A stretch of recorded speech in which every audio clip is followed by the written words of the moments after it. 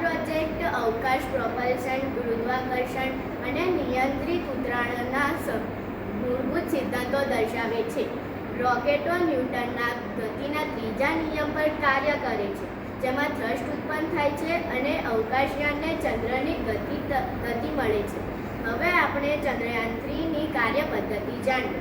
પ્રક્ષેપણ વાહન ચંદ્રયાન-3ને અવકાશમાં લઈ જાય છે.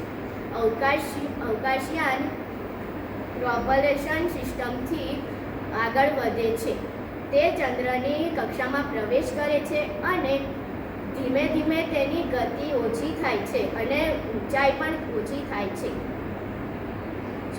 ચાલો હવે આપણે ચંદ્રયાન-3ની ઉપયોગિતા જાણીએ. વૈજ્ઞાનિકો ચંદ્રની સપાટી અને માટીનો અભ્યાસ કરવામાં મદદ કરે છે. ચંદ્રના પર્યાવરણ અને સંસાધનો વિશે માહિતી મળે છે. અવકાશ સંશોધનો અને સોફ્ટ લેન્ડિંગ ટેકનોલોજીમાં ભારતની ક્ષમતા દર્શાવે છે. આ મિશન ભવિષ્યમાં ચંદ્ર મિશનો માટે મહત્વપૂર્ણ વૈજ્ઞાનિક જ્ઞાન પૂરું પાડે છે.